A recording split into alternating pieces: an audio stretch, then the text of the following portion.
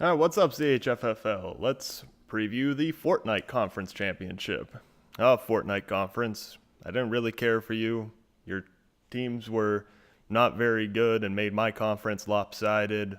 I played Fortnite a couple of times actually during the season. I still don't get it. It's fine. I don't see what the craze is.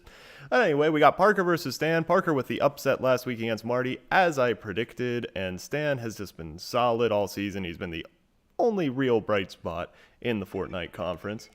Now, previously, much like with Stan and Wes and Max, we have a 2-0 season record here with Parker 93, Stan 171 in week 3, and Parker 124, Stan 154 in week 11. Stan has dominated this series. So let's see how it's going to go this time. Parker is missing Rashad Penny and maybe Allen Robinson. I don't think he would have started Robinson, but I wanted to include him. Stan missing Jack Doyle. It's a pretty big step down for him at tight end. Doyle's been out a couple weeks now, but I still thought I would include it. So now quarterbacks. And this is a big one to me. Both of these guys go Monday night against each other. Drew Brees against Cam Newton. Two defenses that have been bad against quarterbacks, and two top five-ish quarterbacks on the season. I like Brees a little better, but this one could go either way, and it almost could be determinative. Stan has a couple more guys going on Monday night, though. So let's move on to running backs. Parker, Joe Mixon against Oakland, great matchup. He started Justin Jackson in place of two of Max's injured running backs on Thursday, who got 18 points. And then Dalvin Cook plays Miami, another good matchup, just like Mixon. Stan, Christian McCaffrey going Monday, has a really tough matchup. New Orleans pretty good against the run. And then Saquon Barkley has a tough matchup with Tennessee, but even more so than my team leader, Todd Gurley, it seems like Barkley is both offensive line proof and matchup proof, so I wouldn't worry too much about that matchup. Still looks like Parker has a good edge on running backs, though. Wide receivers now. Parker, Corey Davis against the Giants, who have been surprisingly good against receivers this season. And then Julio against Arizona, who's also been surprisingly good against wide receivers, but I don't think that's going to hold Julio up at all. I actually expect that to be a high-scoring game.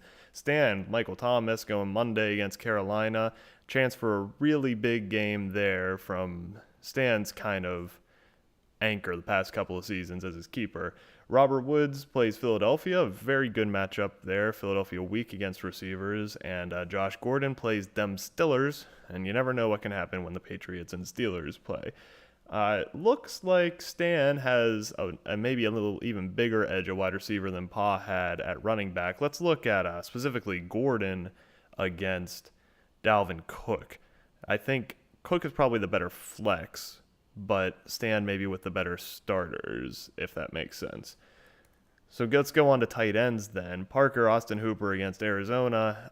Said a few times, I'm not worried that Arizona is sixth against tight ends because I don't think that matters too much. It's really, are they good against the pass or not? Unless your tight end is going to get knocked out of the game in the first quarter when you need him most in the first round of the playoffs.